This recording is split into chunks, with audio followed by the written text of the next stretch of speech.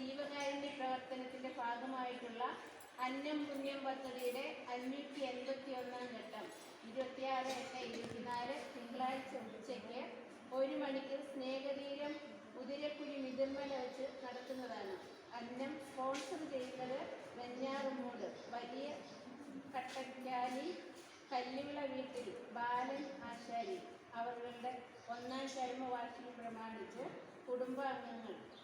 കുടുംബാംഗങ്ങളിൽ സേവാസമിതിയുടെ നന്ദിയും കടപ്പാടും അറിയിക്കുന്നു.